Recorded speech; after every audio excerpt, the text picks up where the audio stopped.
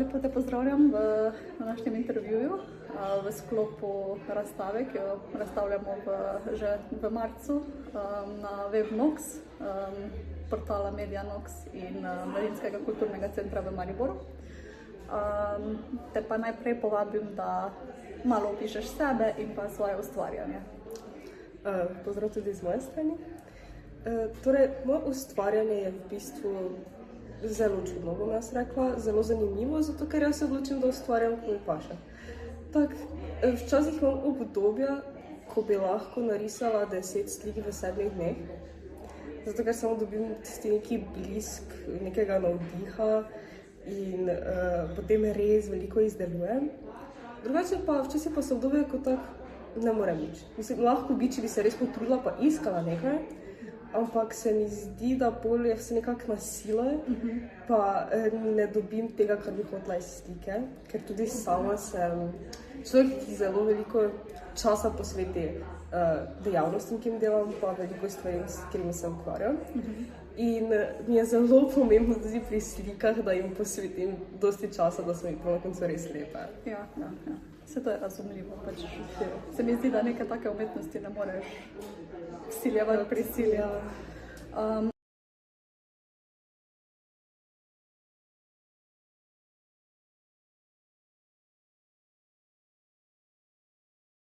Od kje pa črpaš pravzaprav svoj navdih? Navdih črpam ponavadi iz nasplošno življenja, iz ljudi okoli mene, zato ker se mi zdi, da največ navdiha, ki ga lahko vidim, so tako v tistih najmanjših detajlih, ko jih pogledaš na človeku ali pa ko se s kom pogovarjaš. In je lahko čisto mala stvar, res najmanjša stvar, tak največji navdih za to, kar boš ti potem ustvaril. Mogoče tiste oseba niti ne ve, da ti je ona dala navdih, ampak to so res tiste neke male zadevice, ki jih vidiš, pa so ti, ne vem, lepe. Ja. Ali pa te tako presenetijo, ko nekdo nekaj rekel. To mi je res tako zelo všeč. Super.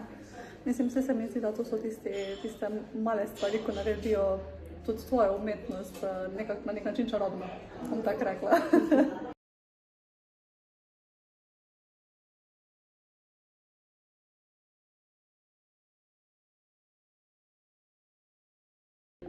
Kaj vse pa zajema tvoja umetnina nasploh, ne pač zdaj trenutna razstava, ampak tvoje ustvarjanje, tvoje umetnine? Največkrat rišem z akrili, na platno nasplošno, ker se mi zdi, da lahko, mislim, jaz se res rada barvam stvari in pač mešam barve, zato ker tudi uporabljam samo primarno paleto, torej rdeča, modra, rumena, bela in pač se čisto vse zmešam sama, vse odstenke na platni, čisto vse je moje.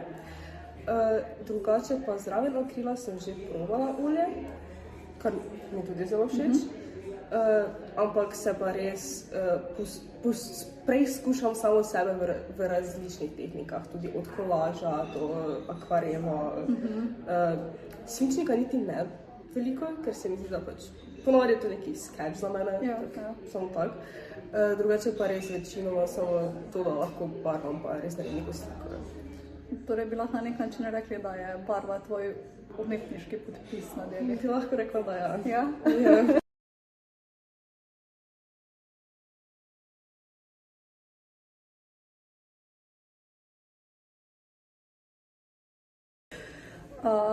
Torej, kaj pa leži za tvojo trenutno razstavo, glede motivov, teme, mogoče kompozicije? Torej, na tokratni razstavi so večinoma ljudje, mislim, vse večinoma tudi jaz rišem samo ljudi in portrete, ampak v tokratni razstavi pa bi rada ljudem prikazala, oziroma jih malo presenetila z nečim, da ko pogledajo mojo sliko, bodo bili na nek način osupli, ampak ne bodo videli, kaj točno stoji za njo. Ker bi res rada prisilila človeka, da ko pogleda moje delo, začne razmišljati. Tako kot sem tudi jaz veliko razmišljala o tem, ko sem slikala zraven. In pač jaz bom rekla, da vsaka stvar na mojem delu ima nek pomen. Točno kako je postavljena, točno kje stoji in na večini del je prav to, neki čar tega. Ampak bi pa rada, da si ljudje sami interpretirajo, kaj to pomeni, zato ne bom točno povedala, kaj leži za njimi. Je pa res, da bom rekla, da so ena dela tudi kar družbeno kritična. Mogoče glede na to, da pač si rekla, da hočeš, da ljudje se zamislijo o tvojih delih, jim hočeš s tem predstaviti tudi svojo izkušnjo delanja oziroma ustvarjanja? Jaz bi rekla, da ja. Zato, ker ponavadi, ko človek res pogleda tisto delo, pa če je tako normalno, so samo tako, ok, pač lepo je. Ja. Lepo je, v redu, gremo dalje. Če pa ti daš nekaj posebnega, to je tako recimo za čipko ali pa kakšen kos papirja ali pa kaj takega, pa si ljudi pogleda, lepo je, ampak zakaj je to tam? Zakaj je to tam? In pa je res tisto, da začnejo mogoče razmišljati sami v sebi tudi, zakaj bi avtor postavil to na to mesto. Ja. Absolutno dober pristop.